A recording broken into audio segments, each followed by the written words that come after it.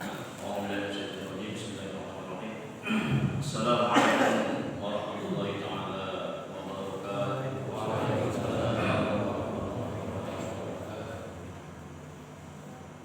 Bismillah, alhamdulillah, wassalatu wassalamu ala rasulillah Sayyidina wa maulana Muhammadin abdillah wa ala alihi wa sahbihi wa man tabi'ahum wa mawala. Amma ba'du. Allahumma ishrah li sadri wa yassir li amri wa hlul 'uqdatam min lisani yafqahu qawli. Hadirin jamaah salat berjamaah yang insyaallah dirahmati oleh Allah Subhanahu wa taala. Marilah pertama-tama kita panjatkan puji dan syukur kita kehadirat Allah Subhanahu wa taala di mana cuaca yang cerah ini setelah hujan mengguyur sore hari membuat ibadah kita semakin nyaman, masjid terasa sejuk. Mudah-mudahan menambah semangat kita sehingga menjadi catatan amal nanti di hari hisab yang akan memperberat amal timbangan kita. Amin ya rabbal alamin. Tak lupa salawat dan salam semoga tercurah kepada baginda besar Nabi besar Muhammad sallallahu alaihi wasallam, kepada keluarganya, sahabatnya dan pengikutnya setia hingga yaumul qiyamah. Bapak Ibu rahimakumullah, Allah berfirman, a'udzubillahi minasyaitonir rajim. Ya ayyuhallazina amanu la tulhikum amwalukum wa la auladukum an dzikrillah wa may yaf'al dzalika fa ulaika humul khasirun. Wa'anfiqu mimma razaqnakum min qabli an ya'tiya ahadakumul maut wa yaqula rabbi lawla akhartani ila ajalin qarib fa asaddaqu wa akun minas sholihin. Surat Al-Mu'minun. Ya hai orang-orang yang beriman, ya ayyuhallazina amanu la tulhikum amwalukum, janganlah kalian lalai, la tulhikum amwalukum, harta kamu, wa auladukum, dan anak-anak kamu. Jadi Allah mengingatkan kerap harta kita dan anak-anak kita membuat kita lalai. La tulhikum amwalukum wa auladukum an dzikrillah, sehingga kita tidak mengingat Allah Subhanahu wa taala. Diperingatkan lagi oleh Allah Subhanahu wa taala, wa anfiqu mimma razaqnakum min qabli an ya'tiya ahadakumul maut. Wa anfiqu, dan bersedekahlah kalian mimma razaqnakum, dari apa yang telah dirizkikan, dikaruniakan oleh Allah kepada kalian, min qabli an ya'tiya ahadakumul maut, sebelum datang hari kematian, sebelum datang ajal. Jadi perintahnya adalah wa anfiqu, perintah bersedekah secara umum. Ma razaqnakum min qabli an ya'tiya ahadakumul maut, sebelum datang kematian disuruh sedekah. Kenapa? Fa yaqula rabbi laula akhartani, ya Allah tolong undurkan ajal bagiku. Laula akhartani ila ajalin qarib, seandainya engkau mengundurkan ajalku, fa asaddaqu, maka aku akan bersedekah.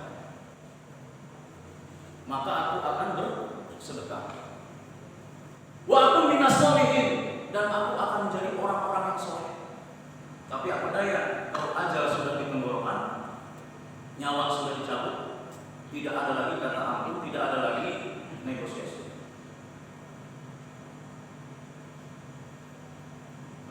Wa anfiqu mimma razaqnakum min qabli an ya'tiya ahadakumul maut fa yaqula rabbi laula akhartani.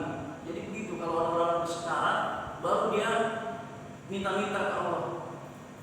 Ya Allah, diundur barang sejenak, barang sesaat, sehingga saya bisa bersedekah. Bahkan kalau ajal sudah di ujung tanduk, sudah ditenggorokan, harta, semua harta yang akan dimilikinya, yang saat dimilikinya akan disedekahkan pasti. Karena belum ada waktu lagi. Wa anfiqu mimma razaqnakum min qabli an ya'tiya ahadakumul maut wa yaqula rabbi laula akhartani ila ajalin qarib fa asaddaqu wa akun minas sholihin. Tapi apa sayang jawaban Allah? Wala yu'akhiru nafsan idza jaa ajaluha wala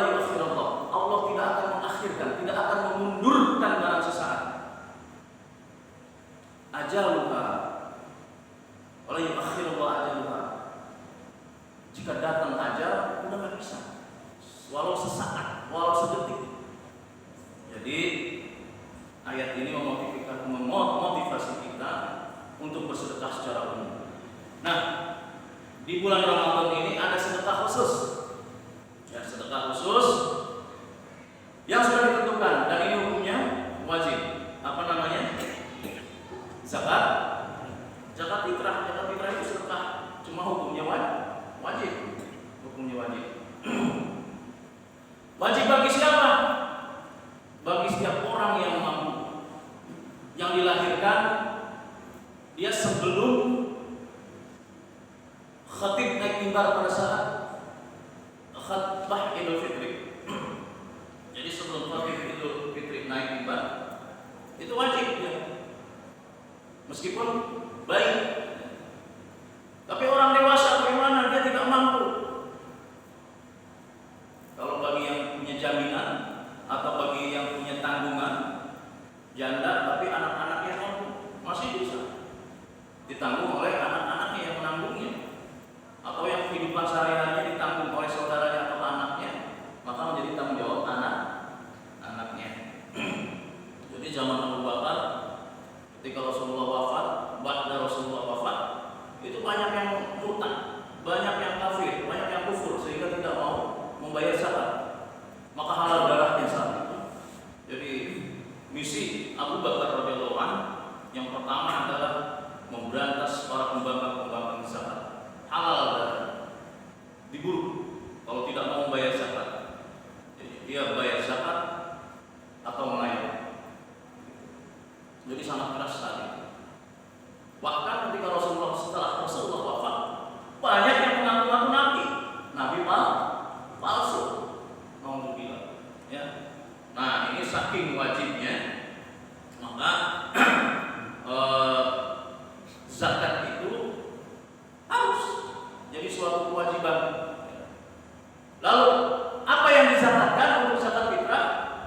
Jadi zakat fitrah itu definisinya adalah sedekah wajib yang dibayarkan dari awal Ramadan sampai akhir Ramadan, batasnya sampai khatib naik mimbar. Sebelum itu, setelah itu bukan lagi zakat.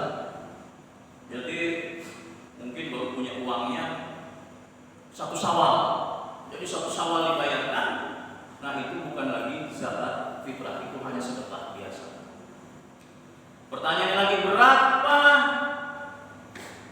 atau apa yang dizakatkan, yang dibayarkan adalah makanan pokok. Ini karena setahun sekali perlu saya ulas sebelum kita kajian rutin tentang sholat. Khawatirnya kita lupa saling mengingatkan karena ini ibadah setahun sekali. Apa yang dibayarkan adalah makanan pokok. Makanan pokok kita apa? Nasi. Nah, jangan nasinya yang kita bayarkan. Datang ke masjid mau nasi. Jadi adalah yang awetnya, yaitu beras, bahan makanan pokok. Ada di daerah yang makanan pokoknya gandum, ada yang jagung. Di Madura itu gandum daerah timur. Indonesia Timur itu gandum. Sagu. Terus ada lagi di Arab mungkin roti, ya. Bahan bakarnya bahan bakunya adalah gandum. Ya. Atau ada yang susu, bisa jadi, ya. Lalu sekarang di zaman tabi'in itu Rasulullah wafat, zaman sahabat adalah orang yang bertemu dengan Rasulullah. Kemudian tabi'in ini adalah orang yang bertemu dengan sahabat. Jadi masa setelah sahabat tabi'in, setelah itu tabi'in. Nah, mulai dari zaman tabi'in rupanya ada pergeseran dari makanan pokok yang dibayarkan menjadi uang. Jadi dibolehkan, bukan wajib jadi uang. Jadi dibolehkan berupa uang untuk memudahkan. Memudahkan apa? Pertama,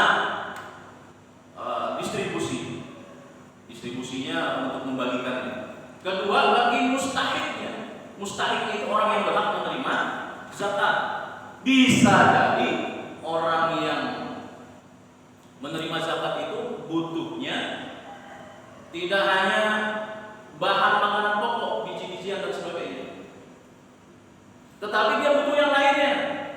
Mungkin ada beras 1 liter 2 liter, tapi dia butuh yang lainnya untuk teman nasinya itu. Bisa jadi lauk-lauknya, bisa jadi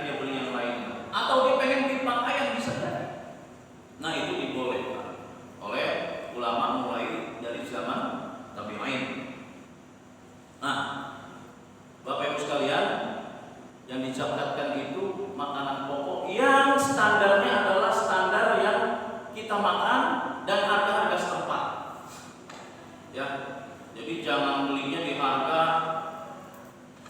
di mana yang murah di Kerawang misalnya, itu sekilonya bisa 6.000, 7.000, kita bawa ke sini sedekah.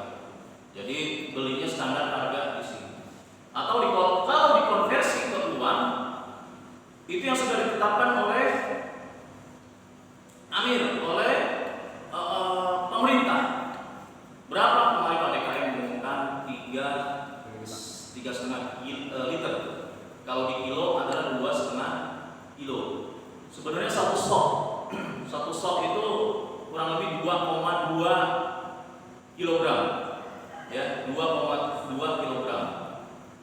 Tapi di Indonesia untuk lebih amannya jadi 2,5 kilo mungkin, jadi 2,5. Bahkan saya kalau nimbang saya lebihin jadi 2,6 ton.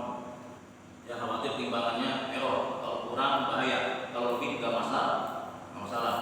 Jadi 2,6 kilo. Itu kalau ditimbang 2,5 kilo dikonversi ke takaran literan itu menjadi 3 liter segelas atau sampai 3 liter setengah. Ya, jadi ibu silahkan bahwa yang zakatnya pakai beras itu 2,5 kilo atau 3,5 liter ya, beras. Ya, ini singkat saja Bapak Ibu sekalian. Langsung kepada siapa ini khawatir karena ini tahu sekali kita bahas juga selain mustahik, selain mustahiknya adalah mustahiknya. Ya. Surah At-Taubah ayat 60 biasanya yang menjadi patokan, ya, jadi dasar hukumnya. Mana ayat 60? Nah, A'udzubillahi minasyaitonirrajim. Allah berfirman, "Innamas shadaqatu lil fuqara." Sesungguhnya sedekah itu lil fuqara, bagi orang-orang fakir. Pertama, jadi ada 8 asma, ada 8 golongan menurut ayat surat At-Taubah ayat 60 ini. Pertama lil fuqara, orang-orang fakir, wal masakin, orang-orang miskin, wal 'amilin, pengurus zakat, panitia, wal mu'allafati qulubuhum, orang yang tertarik hatinya untuk masuk Islam, mu'alaf.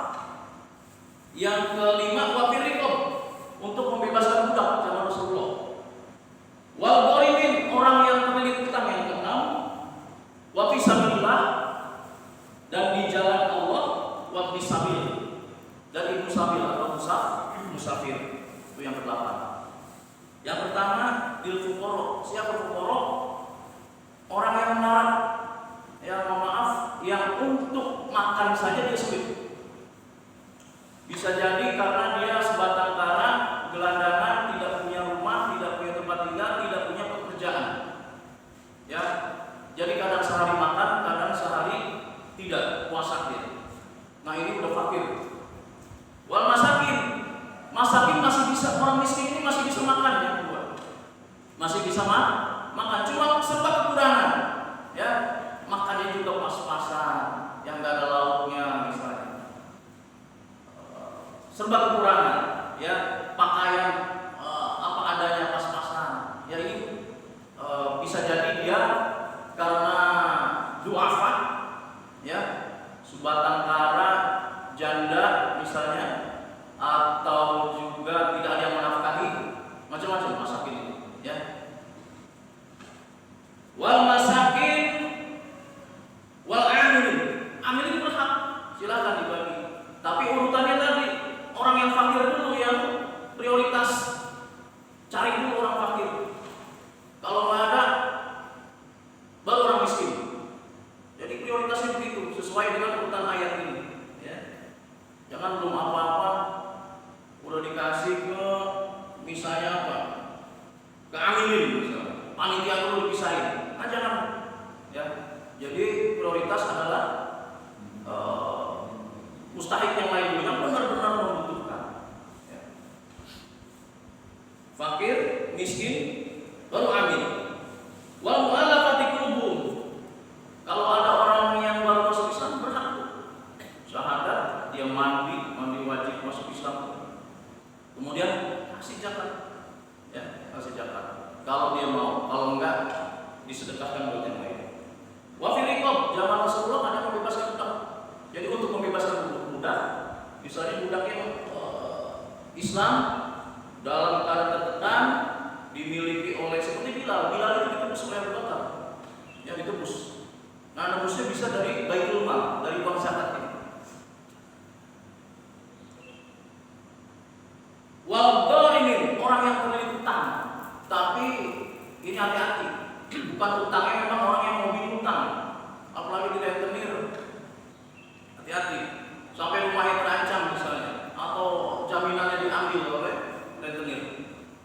Tapi memang orang yang berutang dia bisa bilillah gitu ya, untuk menafkahi anaknya yang kekurangan, untuk membiayai sekolah anaknya, ya, bukan untuk poya-poya. Atau misalnya berutang karena kalah judi, misalnya kalah judi, modal, mobil habis, tanah habis, rumah habis, ya, terjerat hutang. Nah, ini nggak bisa. Jadi dia tidak termasuk kategori mustahik, ya, karena dia menghabiskan hartanya bukan di jalan Allah. Wa fi sabilillah, apa sabilillah? Di jalan Allah. Jadi ulama menafsirkannya bisa jadi untuk kepentingan umum, untuk masjid, kemudian untuk jembatan, sekolah, rumah sakit dan sebagainya, panti asuhan. Itu bisa. Nah, ada ketentuan sabilillah yang ketujuh. Wabni sabil. Wabni sabil adalah orang yang dalam perjalanan. Siapa? Bisa jadi orang yang merantau, dia sekolah tapi di luar negeri. Ya, apakah di Mesir, Libya, di Mekah, di Madinah. Banyak mahasiswa yang tidak pulang atau pesantren kemana-mana, kehabisan bekal. Itu bisa, ya. Jadi memang kalau di negara-negara Islam sudah paham. Kalau dari Indonesia atau dari negara-negara Asia Tenggara, wajahnya aja dikenal, itu mereka bersedekah tidak hanya zakat, ya, jadi langsung mereka bersedekah langsung diberikan kepada para mahasiswa, karena memang masuk di sini, ya, sebagai kategori ibnu sabil, musafir. Atau ada orang yang berdakwah, jamaah khuruj misalnya berdakwah, kehabisan bekal, ada kan yang dari masjid, pernah dengar Pak jamaah khuruj? Sampai ada yang berkompor kalau nggak salah. Jadi dia mungkin di masjid berapa hari, seminggu. Nah, itu bisa juga. Ya, karena kepentingan dia adalah berdakwah dari masjid-masjid dari kampung. Itu tentang zakat. Ya, Bapak Ibu sekalian, silakan karena waktunya dari awal Ramadan ini masih boleh, ya, hukumnya. Wajibnya nanti tuh sampai menjelang khotib naik mimbar. Itu udah wajib nomor 1 itu. Ya, jangan sampai telat. Untuk zakat ada pertanyaan, Pak? Ya. Waalaikumsalam warahmatullahi wabarakatuh. Saya mau tanya, berapa persen kamu bagian masing-masing antara amilin antara penerima zakat? Berapa persen? Berapa persen? Dalam hadis itu nggak ada, tapi kebijakannya ketika sudah terdistribusi, tidak ada lagi yang tersisa, fakir miskin, ya, diatur saja. Misalnya fakir miskin ada uangnya berapa, jadi sebelum distribusi itu kita punya data dulu, data fakir miskin, duafa, kita punya datanya. Jadi uang sekian kalau kita distribusi ke sana dapatnya berapa? Tadi fakir miskin duafa itu. Kemudian amilin disisakan di situ, gitu. Amilin disisakan, jangan semuanya ke sana. Itu berhak. Pak, bagaimana amilin yang menolak? Nggak masalah. Jadi terima, sedekahkan lagi aja. Ya. Jadi amalnya amilin itu, betul nggak? Nah, iya. Jadi misalnya ceramah dapat amplop misalnya, terima aja. Kalau mau disedekahkan sedekahkan lagi. Jadi amal dia, gitu. Jadi berapa persennya tergantung jumlah fakir miskin di situ. Jadi yang prioritas itu, setelah itu disisakan sepantas dan sewajarnya, ya, sepantas dan sewajarnya.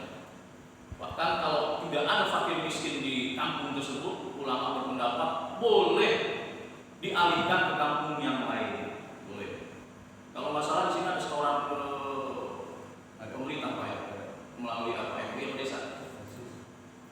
Ya biasanya dari zakat itu ada yang disetorin, nanti diolah oleh Basnas yang Badan Amil Zakat Nasional. Terus silahkan. Jadi berapa persen Pak? Benar berapa persen itu yang zakat yang disetorin? 10%. Hah? Peraturannya 10% dari 10%. Berarti itu. Tapi terus terang Pak, jadi kita berorientasi untuk yang fakir miskin di sini dulu. Ya. Kalau ada bagian baru ambil dari total itu 10%. Ya. Gitu. Jangan sampai yang di kita kagak kebagian, yang di mana-mana malah kebagian. Iya Bu, gimana Bu? Assalamualaikum warahmatullahi wabarakatuh. Waalaikumsalam warahmatullahi wabarakatuh. Mau nanya Pak Haji, kalau syarat minyak dan boleh enggaknya lewat transfer zakat fitrah? Nggak apa-apa. Kalau PNS malah itu zakat malnya dari gaji dipotong tiap bulan langsung rekening. Tapi kalau mau diambil ininya struk gajinya, slip gajinya itu ada tertera di situ niat zakat sama doa dari yang penerima yang dari amilin. Ajar Allah fi ma aqaita wa baraka fi ma aqaita wa ja'ala laka itu doain sunnah hukumnya Pak, sunnah. Jadi amilin doain itu. Yang sedekah juga baca. Ya. Jadi kalau transfer gimana Pak? Boleh, nggak masalah. Tapi memang akan. Jadi zakat itu bisa kita berikan langsung kepada mustahik, bisa melalui panitia atau amilin, ya. Bisa memang kita transfer ke lembaga zakat. Basnas itu banyak kan rata-rata ditransfer. Jadi jarang yang datang. Paling ijab kabulnya disampaikan by phone atau lewat SMS, lewat WA begitu. Disampaikan dulu kepada si penerima panitia. Jadi ijab kabul itu enggak menjadi syarat rukun, tapi itu sebaiknya diijabkan, ya. Saya membayar zakat, nawaitu an ukhrija, dalam hati saja. Ya kalau ditransfer. Ada yang transfer? Hah? Oh, pesantren, orang tua santri membayarin transfer gitu. Yaitu untuk memudahkan. Seperti tadi di zaman tabi'in harusnya gandum atau makanan pokok berubah menjadi bisa diduitkan. Transfer bisa. Tapi memang di awal mungkin Pak. Jadi bukan niat. Ininya kolektif gitu. Jadi panitia di sana di kolektif, nanti doa yang mungkin terakhir begitu di depan para santri. Setelah menerima nanti dilaporkan kepada para santri atau orang tua santri. Doanya di situ mungkin. Nah, niatnya kita ketika akan transfer. Ketika akan transfer kita niat. Nawaitu an ukhrija zakat al-fitri anni. Kalau dariku. Kalau kita buat sendiri. Kalau buat orang lain, nawaitu an ukhrija zakat al-fitri an fulana. Misalnya orang tua kita bayarin. Nah, kita niatnya begitu. Nawaitu an ukhrija zakat al-fitri an bapak ini, ibu ini. Atau untuk satu keluarga, nawaitu an ukhrija zakat al-fitri anni, terus wan yazimuni nafaqatuhum syar'an lillahi ta'ala. Yang saya berikan nafkah, yang saya tanggung nafkahnya karena Allah Ta'ala. Yang terpenting adalah kalimat terakhir lillahi ta'ala. Itu insyaallah zakat yang kita bayarkan itu akan mensucikan jiwa kita.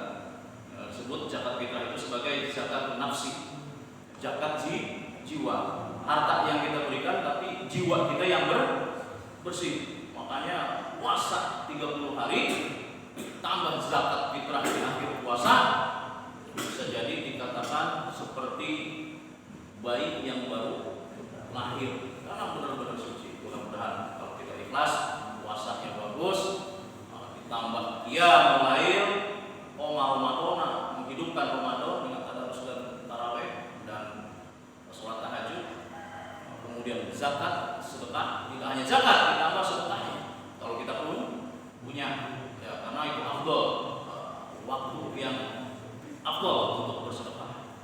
Di satu sisi kita bahagia, di satu sisi kita punya harta, nah itu tepat sekali. Jadi zakat fitrah ini jangan sampai sebetulnya ada orang yang mengemis di hari raya, ada orang yang menangis di antara tetangga kita saat kita berhari raya bersenang-senang. Itu menangis karena tidak bisa makan, tidak punya sesuatu untuk dimakan, nangis tidak dibeli ini itu, ya. Maka zakat fitrah setidaknya membantu, ya. Agar tidak ada kecemburuan sosial, betul Pak tadi memang diratakan saja, ya. Tapi menurut saya yang fakir ini yang harus lebih banyak, baru masakin, miskin, amilin dan selanjutnya. Kalau memang nggak ada dari 8 itu yang ada aja.